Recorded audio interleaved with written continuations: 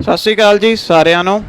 ਇਸ ਸੰਘਰਸ਼ 'ਚ ਆਪਦਾ ਫਰਜ਼ ਨਿਭਾਉਣ, ਇਸ ਕਿੱਤੇ ਦੇ ਜਿਹਨੇ ਸਾਨੂੰ ਚੰਗਾ ਪੈਨ ਨਾ ਦਿੱਤਾ, ਇੰਨੇ ਸਾਲ ਰੋਟੀ ਦਿੱਤੀ, ਉਹਦੀ ਸੇਵਾ ਕਰਨ ਆਏ ਆ।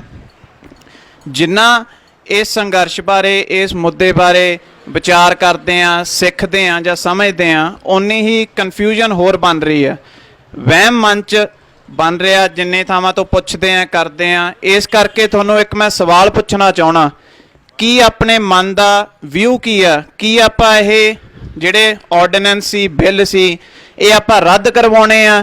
ਨਵੇਂ ਆਪਦੇ ਹਿਸਾਬ ਨਾਲ ਗੱਲਬਾਤ ਕਰਕੇ ਆਪਾਂ ਨਵੇਂ ਬਿੱਲ ਇੰਟਰੋਡਿਊਸ ਕਰਾਉਣੇ ਆ, ਜਾਂ ਕੀ ਆਪਾਂ ਇਹਨਾਂ ਵਿੱਚ ਅਮੈਂਡਮੈਂਟ ਚਾਹੁੰਦੇ ਆ? ਜਿੰਨੇ ਲੀਡਰ ਜਾਂ ਕਿਸਾਨ ਜਥੇਬੰਦੀਆਂ, ਸਾਰਿਆਂ ਦਾ ਅੱਡ-ਅੱਡ ਵਿਊ ਆ, ਇੱਕ ਕਲੀਅਰਿਟੀ ਆਫ ਥਾਟ ਨਹੀਂਗਾ। ਤਾਂ ਤੁਹਾਨੂੰ ਡਿਸਾਈਡ ਕਰਨਾ ਪਊਗਾ ਕਿ ਤੁਸੀਂ ਪੂਰਨ ਤੌਰ 'ਤੇ ਆ ਬਿੱਲ ਰੱਦ ਕਰਵਾਉਣੇ ਆ ਜਾਂ ਇਹਨਾਂ ਵਿੱਚ ਅਮੈਂਡਮੈਂਟ ਚਾਹੁੰਦੇ ਹੋ। ਪੰਜਾਬ ਸਰਕਾਰ ਨੇ ਕੁਛ ਦਿਨਾਂ ਪਹਿਲਾਂ ਆਹ ਬਿੱਲ ਇੰਟਰੋਡਿਊਸ ਕੀਤੇ ਆ। ਸਰਕਾਰੀ ਜਿਹੜੇ ਸੈਂਟਰ ਦਾ ਬਿੱਲ ਸੀ ਉਹੀ ਨਾ ਵਰਤ ਕੇ ਉਹਦੇ ਵਿੱਚ ਅਮੈਂਡਮੈਂਟ ਲਿਖਤਾ। ਕੁਛ ਇਹਦੇ ਵਿੱਚ ਉਹਨਾਂ ਨੇ ਮੇਨ ਚੀਜ਼ਾਂ ਦਿੱਤੀਆਂ ਕਿ MSP ਤੋਂ ਥੱਲੇ ਜੇ ਕੋਈ ਖਰੀਦ ਕਰੂਗਾ ਤਾਂ ਉਹਨੂੰ ਸਜ਼ਾ ਮਿਲੂਗੀ। ਦੂਜੀ ਗੱਲ, ਉਹਨਾਂ ਨੇ ਜਿਹੜੀ ਸਟੋਰ ਕਰਨ ਦੀ ਲਿਮਿਟ ਆ ਉਹਦੀ ਪਾਵਰ ਸਟੇਟ ਕੋਲੇ ਰੱਖੀ ਆ। ਠੀਕ ਹੈ, ਆਪਾਂ ਪੰਜਾਬ ਸਰਕਾਰ ਦੀ ਸ਼ਲਾਘਾ ਕਰਦੇ ਆ ਕਿ ਉਹਨਾਂ ਨੇ ਆਪਾਂ ਨੂੰ ਕੁਝ ਟਾਈਮ ਦਿਵਾਤਾ। ਬਾਕੀ ਜਿਹੜਾ ਉਹ ਵਿਕਟਰੀ ਸਾਈਨ ਬਣਾਉਂਦੇ ਆ, ਜਿੱਤ ਦੀ ਖੁਸ਼ੀ ਮਨਾਉਂਦੇ ਆ, ਉਹ ਗੱਲ ਸਹੀ ਨਹੀਂ ਗੀ। MSP ਕੋਈ ਲੀਗਲ ਰਾਈਟ ਨਹੀਂਗਾ, ਕੋਈ ਕਾਨੂੰਨ ਨਹੀਂਗਾ, ਤੇ ਜਦੋਂ ਤੱਕ ਕਾਨੂੰਨ ਹੀ ਨਹੀਂ ਟੁੱਟੂਗਾ ਤਾਂ ਉਹਦੀ ਸਜ਼ਾ ਕਿਵੇਂ ਮਿਲੂਗੀ? ਦੂਜਾ, ਇਹਦੇ ਵਿੱਚ ਇੱਕ ਚੀਜ਼ ਕੀਤੀ ਗਈ ਆ ਕਿ ਇਹਨਾਂ ਨੇ ਸੈਂਟਰ ਦੇ ਜਿਹੜੇ ਬਿੱਲ ਸੀ ਉਹਦੇ ਬਾਕੀ ਸਾਰੇ ਪੁਆਇੰਟ ਐਕਸੈਪਟ ਕਰ ਲਏ। ਇੱਕ ਟ੍ਰੇਡ ਟੈਕਸ ਨਾਂ ਤੋਂ ਉਹਨਾਂ ਨੇ ਪੁਆਇੰਟ ਲਿਖਿਆ ਵਿੱਚ, ਜਿਹਦੇ ਕਰਕੇ ਜਿਹੜੀਆਂ ਵੱਡੀਆਂ ਕਾਰਪੋਰੇਸ਼ਨਾਂ ਉਹਨਾਂ ਨੂੰ ਵੀ ਆਉਣ ਦੀ ਮਨਜ਼ੂਰੀ ਦਿੱਤੀ ਗਈ। ਬਾਕੀ ਸਾਰਾ ਬਿੱਲ ਇਹਨਾਂ ਨੇ ਮੰਨ ਲਿਆ, ਕੁਝ ਪੁਆਇੰਟ ਆਪਦੇ ਨਵੇਂ ਐਡ ਕਰਤੇ। ਇਹਦੀ ਆਪਾਂ ਨੂੰ ਚੈੱਕ ਕਰਨੀ ਪਊਗੀ ਕਿ ਲੀਗਲ ਵੈਲਿਡਿਟੀ ਕੀ ਹੈ, ਕੀ ਇਹ ਕਾਨੂੰਨੀ ਤੌਰ ਤੋਂ ਸਹੀ ਹੈ। ਜਿਵੇਂ ਬਾਈ ਦੱਸਦਾ ਸੀਗਾ, ਆਪਣੇ ਕਨਸਟੀਟਿਊਸ਼ਨ ਵਿੱਚ 3 ਲਿਸਟਾਂ ਦਿੱਤੀਆਂ ਗਈਆਂ। ਸਟੇਟ ਦੀ ਅੱਡ ਲਿਸਟ ਆ, ਜਿਹੜੇ ਮਹਿਕਮਿਆਂ ਦੇ ਉੱਤੇ ਸਟੇਟ ਪਾਲਿਸੀ ਬਣਾ ਸਕਦਾ, ਸੈਂਟਰ ਦੀ ਲਿਸਟ ਅੱਡ ਆ। ਐਵੇਂ ਹੀ ਇੱਕ ਤੀਜੀ ਲਿਸਟ ਆ ਜਿਹਦੇ ਵਿੱਚ ਸੈਂਟਰ ਤੇ ਸਟੇਟ ਦੋਵੇਂ ਪਾਲਿਸੀਆਂ ਬਣਾ ਲੈਂਦੇ ਆ। ਪਰ ਜਦੋਂ ਸੈਂਟਰ ਤੇ ਸਟੇਟ ਦੀ ਪਾਲਿਸੀ ਵਿੱਚ ਡਿਸਪਿਊਟ ਹੋਵੇ ਉਦੋਂ ਕੀ ਕੀਤਾ ਜਾਊਗਾ? ਇੱਕ ਆਰਟੀਕਲ 254, ਉਹਦਾ ਮਤਲਬ ਆਹ ਕਿ ਜਦੋਂ ਸੈਂਟਰ ਤੇ ਸਟੇਟ ਦੀ ਪਾਲਿਸੀ ਵਿੱਚ ਡਿਸਪਿਊਟ ਆ ਜੇ ਤਾਂ ਸੈਂਟਰ ਦੀ ਗੱਲ ਮੰਨੀ ਜਾਊਗੀ, ਸੈਂਟਰ ਦਾ ਪੱਖ ਮੰਨਿਆ ਜਾਊਗਾ।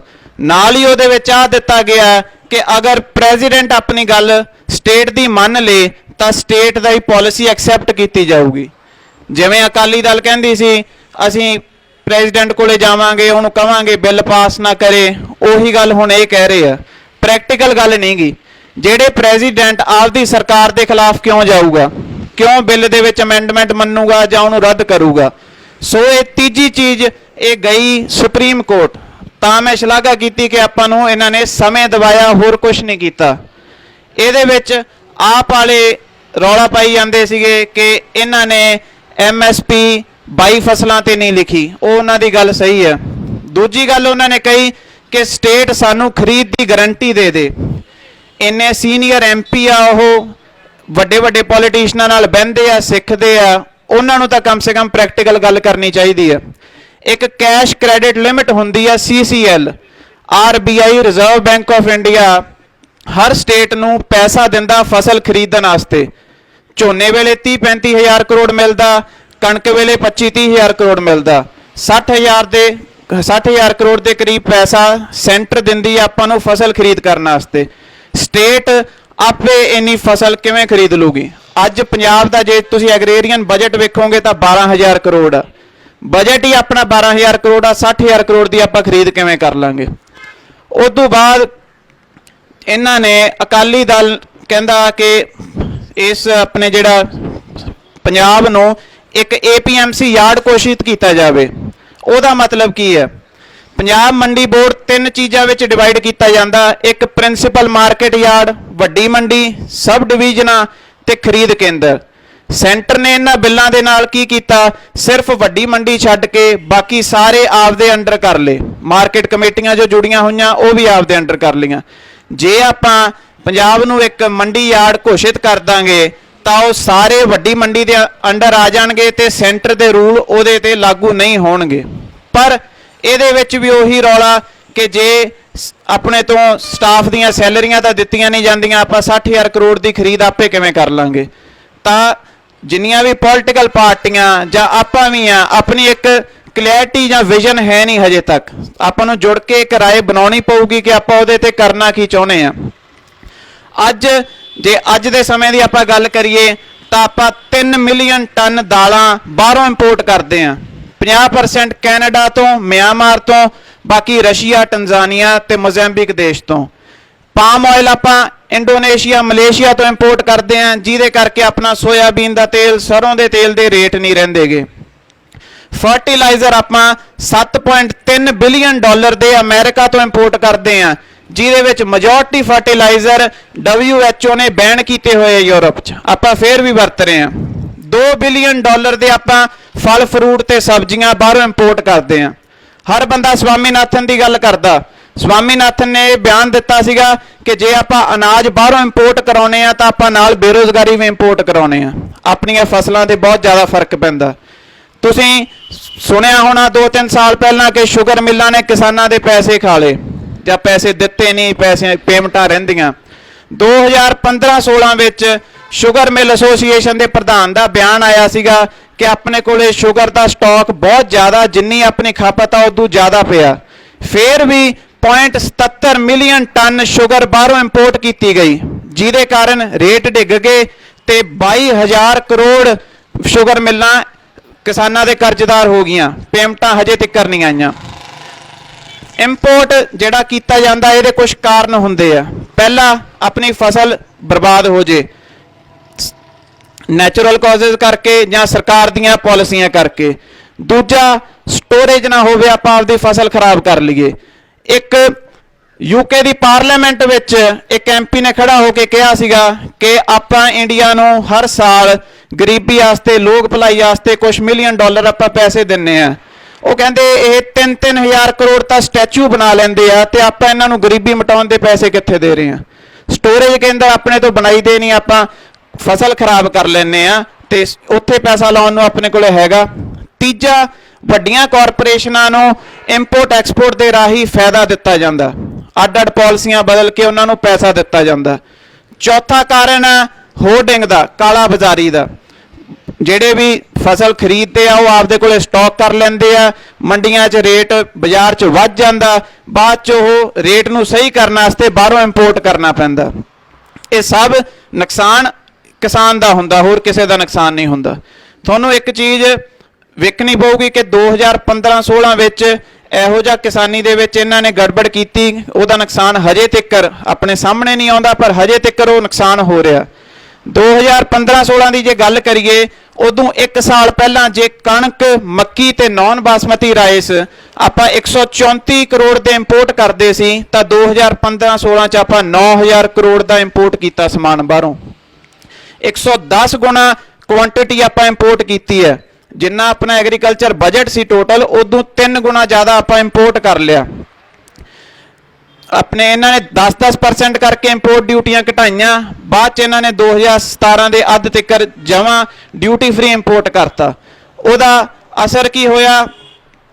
ਜਿਹੜੇ ਸਾਊਥ ਦੀਆਂ ਮਿੱਲਾਂ ਸੀਗੀਆਂ ਉਹਨਾਂ ਨੂੰ ਕਣਕ ਪੰਜਾਬ, ਹਰਿਆਣਾ ਜਾਂ ਨਾਰਥ ਇੰਡੀਆ ਨਾਲੋਂ ਬਾਹਰੋਂ ਕਣਕ 15% ਸਸਤੀ ਮਿਲਦੀ ਸੀ। ਮਾਰਕੀਟ ਖਰਾਬ ਹੋ ਗਈ ਸਾਰੀ। 5500 ਕਰੋੜ ਦੇ ਫਰੂਟ ਤੇ ਸਬਜ਼ੀਆਂ ਖਰੀਦੇ ਗਏ। 6.7 ਮਿਲੀਅਨ ਪਲਸਿਸ ਦਾਲਾਂ ਖਰੀਦੀਆਂ ਗਈਆਂ। 6 ਮਿਲੀਅਨ ਕਣਕ ਖਰੀਦੀ ਗਈ, ਜਿਹੜੀ ਕਿ ਬਹੁਤ ਵੱਡੀ ਗੱਲ ਆ। ਆਪਾਂ ਸੈਕੰਡ ਲਾਰਜੈਸਟ ਪ੍ਰੋਡਿਊਸਰ ਆ ਕਣਕ ਦੇ, ਤੇ ਜੇ ਇੰਨੀ ਆਪਾਂ ਨੂੰ ਕਣਕ ਬਾਹਰੋਂ ਇੰਪੋਰਟ ਕਰਨੀ ਪਵੇ ਤਾਂ ਬਹੁਤ ਮਾੜੀ ਗੱਲ ਆ ਆਪਣੇ ਵਾਸਤੇ। ਸਾਰੀ ਮਾਰਕੀਟ ਖਰਾਬ ਕੀਤੀ ਜਾਂਦੀ ਹੈ। ਸਟੋਰੇਜ ਬਾਰੇ ਕੁਝ ਨਹੀਂ ਕੀਤਾ ਜਾਂਦਾ, ਫਸਲਾਂ ਖਰਾਬ ਹੁੰਦੀਆਂ, ਪਰ ਇਹੋ ਜਿਹਾ ਕੁਝ ਸਹੀ ਕਰਨ ਵਾਸਤੇ ਇਸ ਬਿੱਲ ਦੇ ਵਿੱਚ ਕੁਝ ਨਹੀਂਗਾ। ਕਾਫੀ ਚੀਜ਼ਾਂ ਆਪਾਂ ਨੂੰ ਪਤਾ ਵੀ ਹੁੰਦੀਆਂ, ਆਪਾਂ ਵੇਖਦੇ ਵੀ ਆ, ਪਰ ਉਹਦੇ ਤੇ ਐਕਸ਼ਨ ਨਹੀਂ ਲੈਂਦੇ ਜਾਂ ਸਵਾਲ ਨਹੀਂ ਉਠਾਉਂਦੇ। ਕੌਣ ਨੇ ਉਹ ਲੋਕ ਜਿਹੜੇ ਅੱਜ ਵੀ ਗਰੀਬ ਨੂੰ ਗਰੀਬ ਹੀ ਰੱਖਣਾ ਚਾਹੁੰਦੇ ਆ, ਜਿਨ੍ਹਾਂ ਦੇ ਆਪਦੇ ਸੈਕਟਰੀਏਟ ਦੇ, MP ਆਫਿਸਾਂ ਦੇ ਸੜਕਾਂ ਦਾ ਬਹੁਤ ਵਧੀਆ, ਤੁਹਾਡੇ ਇੱਥੇ ਏਡੇ ਟੋਏ ਪਏ ਹੋਏ ਆ। ਕੌਣ ਨੇ ਉਹ ਲੋਕ ਜਿਹੜੇ AC ਕਮਰਿਆਂ 'ਚ ਬਹਿ ਕੇ ਕਿਸਾਨ ਦੇ ਖੇਤ ਦਾ ਰੂਲ ਜਾਂ ਪਾਲਿਸੀ ਬਣਾ ਰਹੇ ਆ ਤੁਹਾਡੇ ਪੁੱਛੇ ਬਿਨਾ? ਇੰਡੀਆ ਲਈ ਸ਼ਰਮਸਾਰ ਗੱਲ ਆ ਕਿ ਅੱਜ ਵੀ ਆਪਾਂ ਡੈਮੋਕ੍ਰੇਸੀ ਕਰਦੇ ਆ। ਡੈਮੋਕ੍ਰੇਸੀ ਦਾ ਸਭ ਤੋਂ ਵੱਡਾ ਹੱਕ, ਵੋਟਿੰਗ ਦਾ ਹੱਕ ਤੁਹਾਡੇ ਤੋਂ ਖਰੀਦਿਆ ਜਾਂਦਾ, ਦਿਹਾੜੀ ਦੇ ਕੇ ਤੁਹਾਨੂੰ ਰੈਲੀਆਂ ਦੇ ਵਿੱਚ ਲੈ ਕੇ ਜਾਇਆ ਜਾਂਦਾ। ਮੈਂ ਉਹਦਾ ਕਸੂਰ ਨਹੀਂ ਮੰਨਦਾ ਜਿਹੜਾ ਕੋਈ ਦਿਹਾੜੀਦਾਰ ਬੰਦਾ ਉੱਥੇ ਜਾਂਦਾ, ਸਾਰਾ ਦਿਨ ਚੰਮ ਸਾੜਦਾ, ਮਿਹਨਤ ਕਰਦਾ, ਆਪਦੀ ਰੋਟੀ ਕਮਾ ਕੇ ਲੈ ਕੇ ਜਾਂਦਾ। ਜੇ ਉਹ 2 ਦਿਨ ਆਰਾਮ ਨਾਲ ਗੁਜ਼ਾਰ ਲੂਗਾ ਤਾਂ ਉਹ ਮਾੜੀ ਗੱਲ ਨਹੀਂ। ਗਲਤ ਉਹ ਆ ਜਿਹੜੇ ਇਸ ਗਰੀਬੀ ਨੂੰ ਉਹਦਾ ਪ੍ਰੋਫਿਟ ਚੱਕਦੇ ਆ, ਤੁਹਾਡੀ ਐਕਸਪਲੋਇਟੇਸ਼ਨ ਕਰਦੇ ਆ। ਕੌਣ ਨੇ ਇਹ ਲੋਕ ਜਿਹੜੇ ਆਪ ਉੱਥੇ ਜਾ ਕੇ ਉੱਤੇ ਬਹਿ ਕੇ ਕਹਿ ਦਿੰਦੇ ਆ ਕਿ ਜਾਤਾਂ ਪਾਤਾਂ ਗਲਤ ਆ, ਪਰ ਤੁਹਾਨੂੰ ਅੱਜ ਵੀ ਉਹਨਾਂ ਨੇ ਜਾਤਾਂ ਪਾਤਾਂ ਤੇ ਅਮੀਰ ਗਰੀਬ 'ਚ ਵੰਡਿਆ ਹੋਇਆ।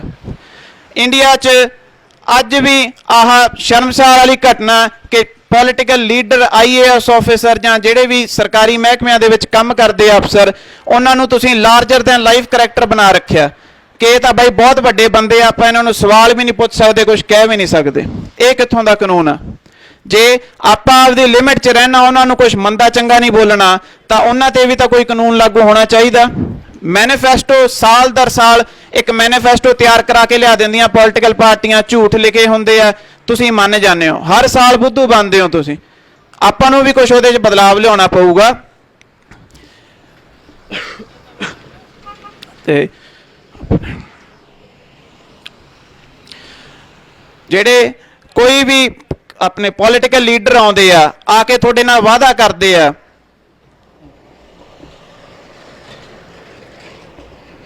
ਪੋਲੀਟੀਕਲ ਲੀਡਰ ਵਾਅਦਾ ਕਰਦੇ ਆ ਆਪਦੀ ਭਾਸ਼ਾ 'ਚ, ਪਰ ਜਦੋਂ ਕੋਈ ਰੌਲਾ ਪੈਂਦਾ ਸਾਹਮਣੇ IAS ਆਫਿਸਰ ਕਰ ਦਿੰਦੇ ਆ। ਇਹ ਬਦਲਾਅ ਕਦੋਂ ਆਊਗਾ? ਹਰ ਤਰੀਕੇ ਨਾਲ ਅੱਜ ਜੇ ਤੁਸੀਂ ਵੇਖਿਆ ਜਾਓ ਤੇ ਆਪਾਂ ਨੂੰ ਤਰੱਕੀ ਚਾਹੀਦੀ ਆ ਇਜ਼ਰਾਈਲ ਦੀ ਤਰਜ਼ ਤੇ ਜਾਂ ਨੈਦਰਲੈਂਡ ਦੀ ਤਰਜ਼ ਤੇ। ਉਹਨਾਂ ਦੇਸ਼ਾਂ ਨੇ, ਛੋਟੇ ਦੇਸ਼ਾਂ ਨੇ ਏਡੀ ਜ਼ਿਆਦਾ ਤਰੱਕੀ ਕਰਤੀ। ਨੈਦਰਲੈਂਡ ਦੀ ਇੱਕ ਰਿਪੋਰਟ ਆਈ ਸੀਗੀ ਕਿ ਅਗਲੇ 40 ਸਾਲਾਂ 'ਚ ਆਪਾਂ ਇੰਨਾ ਅੰਨ ਪ੍ਰੋਡਿਊਸ ਕਰਨਾ ਜਿਹੜਾ ਆਪਣੇ ਪੁਰਖਿਆਂ ਨੇ 8000 ਸਾਲਾਂ ਵਿੱਚ ਵੀ ਨਹੀਂ ਕੀਤਾ। ਮਾਰਕੀਟ ਦਾ ਸਕੋਪ ਬਹੁਤ ਵੱਡਾ, ਪਰ ਆਪਾਂ ਨੂੰ ਅੱਗੇ ਵਧਣ ਵਾਸਤੇ ਕੁਝ ਨਹੀਂ ਦਿੱਤਾ ਜਾਂਦਾ। ਇਜ਼ਰਾਈਲ ਤੇ ਨੈਦਰਲੈਂਡ ਵਿੱਚ ਕੋਈ ਵੱਡੀਆਂ ਕੰਪਨੀਆਂ ਨੂੰ, ਕਾਰਪੋਰੇਸ਼ਨਾਂ ਨੂੰ ਕਿਸਾਨੀ ਨਹੀਂ ਦਿੱਤੀ, ਉਹਨਾਂ ਨੂੰ ਤਗੜਾ ਕੀਤਾ, ਉਹਨਾਂ ਨੂੰ ਟੈਕਨੋਲੋਜੀ ਦਿੱਤੀ। ਇਜ਼ਰਾਈਲ ਦੀ ਜੇ ਤੁਸੀਂ ਗੱਲ ਕਰੋ, ਉਹਨਾਂ ਨੇ ਡ੍ਰਿਪ ਸਿਸਟਮ ਬਹੁਤ ਵਧੀਆ ਕੀਤਾ। ਇੱਕ ਉਹਨਾਂ ਨੇ ਗ੍ਰੇਨ ਪ੍ਰੋ ਕੋਕੂਨ ਨਾਂ ਤੋਂ ਬੈਗ ਬਣਾਏ ਆ ਜਿਹਦੇ ਨਾਲ ਫਸਲ ਖਰਾਬ ਨਹੀਂ ਹੁੰਦੀ, ਹਵਾ ਪਾਣੀ ਅੰਦਰ ਨਹੀਂ ਜਾਂਦਾ। ਇੱਕ ਉਹਨਾਂ ਨੇ ਪਲਾਸਟਿਕ ਦੀਆਂ ਕੋਈ ਰੀਯੂਜ਼ੇਬਲ ਟਰੇਆਂ ਬਣਾਈਆਂ ਜਿਹੜੀਆਂ ਰਾਤ ਨੂੰ ਬਾਗਾਂ ਵਿੱਚ ਕੰਮ ਆਉਂਦੀਆਂ, ਹਵਾ ਚੋਂ ਨਮੀ ਇਕੱਠੀ ਕਰਦੀ ਆ ਤੇ ਫਸਲਾਂ ਸਿੱਧੀ ਰੂਟ ਤੱਕ ਲੈ ਕੇ ਜਾਂਦੀ ਆ ਤੇ ਧੁੱਪ ਤੋਂ ਵੀ ਬਚਾਉਂਦੀ ਆ। ਬਹੁਤ ਉਹਨਾਂ ਨੇ ਚੀਜ਼ਾਂ ਇਹੋ ਜਿਹੀਆਂ ਕੀਤੀਆਂ। ਨੈਦਰਲੈਂਡ ਅੱਜ ਅਮਰੀਕਾ ਤੋਂ 270 ਗੁਣਾ ਛੋਟਾ, ਪਰ ਉਹ ਦੇਸ਼ ਦਾ, ਵਰਲਡ ਦਾ ਦੂਜੇ ਨੰਬਰ ਦਾ ਪ੍ਰੋਡਿਊਸਰ ਬਣਿਆ ਹੋਇਆ, ਐਕਸਪੋਰਟਰ ਬਣਿਆ ਹੋਇਆ ਉਹ ਫੂਡ ਸਪਲਾਈ ਦਾ।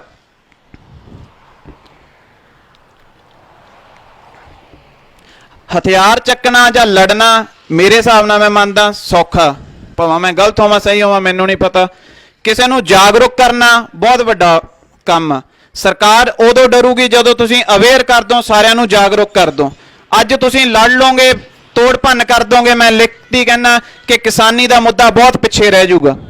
ਇਹ ਆਪਣਾ ਕਿੱਤੇ ਦੀ ਲੜਾਈ ਹੈ, ਧਾਰਮਿਕ ਜੰਗ ਨਹੀਂ ਗੀ। ਇਹਨੂੰ ਕਿਰਪਾ ਕਰਕੇ ਧਾਰਮਿਕ ਨਾ ਬਣਾਇਆ ਜਾਵੇ। ਲੋਕਾਂ ਨੂੰ ਅਵੇਅਰ ਕਰੋ, ਆਪਦੇ ਨਾਲ ਜੋੜੋ। ਮੋਦੀ ਨੇ ਬਿਹਾਰ ਇਲੈਕਸ਼ਨਾਂ ਵਿੱਚ ਸਰੇਆਮ ਕਹਿਤਾ ਕਿ ਆਹ ਬਿੱਲ ਚੰਗੇ ਆ, ਉਹਨਾਂ ਨੇ ਆਪਦਾ ਪੱਖ ਸਪਸ਼ਟ ਕਰਤਾ। ਇਹਨਾਂ ਨੂੰ ਇੱਕ ਸਵਾਲ ਪੁੱਛੋ ਕਿ ਕੀ 2012 ਵਿੱਚ ਸੁਸ਼ਮਾ ਸਵਰਾਜ ਨੇ ਇਹਨਾਂ ਬਿੱਲਾਂ ਦੇ ਖਿਲਾਫ ਬਿਆਨ ਨਹੀਂ ਦਿੱਤਾ ਸੀਗਾ? ਉਹਦਾ ਸਵਾਲ ਕਿਉਂ ਨਹੀਂਗਾ ਕਿ ਇੰਨੇ ਸਾਲਾਂ 'ਚ ਕੀ ਸਰਕਾਰ ਬਦਲ ਗਈ? ਇਹਨਾਂ ਨੂੰ ਆਹ ਗੱਲ ਪੁੱਛਣੀ ਪਊਗੀ ਕਿ ਨਰਿੰਦਰ ਤੋਮਰ ਜਿਹੜਾ ਅੱਜ ਕਹਿ ਰਿਹਾ ਕਿ ਯਾਰ ਆਪਾਂ ਚੱਲ ਕੁਝ ਗੱਲ ਕਰ ਲੈਂਦੇ ਆ, ਪਹਿਲਾਂ ਕਿਉਂ ਨਹੀਂ ਕਰ ਸਕਦਾ ਸੀ? JP ਨੱਡਾ ਆਪਾਂ ਨੂੰ ਵਿਚੋਲੀਆ ਕਹਿ ਰਿਹਾ। ਕੀ ਆਪਾਂ ਵਿਚੋਲੀਆਂ ਕਿ ਕਿਸਾਨ ਆ ਕਿ ਆਪਾਂ ਓਪੋਜੀਸ਼ਨ ਦੇ ਆਪਾਂ ਛੱਡੇ ਹੋਏ ਬੰਦੇ ਆ? ਇਹ ਸਵਾਲ ਉਹਨਾਂ ਨੂੰ ਕਰਨੇ ਪੈਣਗੇ। ਜਿੰਨਾ ਸੰਘਰਸ਼ ਲੰਮਾ ਲੈ ਕੇ ਚੱਲੋਗੇ, ਮੇਰੇ ਜਿੱਥੇ ਤੱਕ ਰਾਏ ਹੈ ਸੰਘਰਸ਼ ਨਾਲ ਹੀ ਨਿਭੜਨਾ। ਪੋਲੀਟੀਕਲ ਪਾਰਟੀਆਂ ਕੋਲੇ ਕੋਈ ਇੱਕ ਸਕੋਪ ਨਹੀਂਗਾ, ਇੱਕ ਵਿਜ਼ਨ ਨਹੀਂਗੀ। ਤੁਹਾਨੂੰ ਸਾਰਿਆਂ ਨੂੰ ਨਾਲ ਲੈ ਕੇ ਚੱਲਣਾ ਪਊਗਾ। ਜਿੰਨੀ ਦੂਰ ਤੱਕ ਜਾਣਾ ਪਵੇ ਨੌਨ ਵਾਇਲੈਂਟ ਤਰੀਕੇ ਨਾਲ ਜਾਣਾ ਪਊਗਾ। ਕਿਸਾਨੀ ਦਾ ਜਿੰਨਾ ਸਾਥ ਦੇ ਸਕਦੇ ਹੋ ਦਿਓ। ਧੰਨਵਾਦ।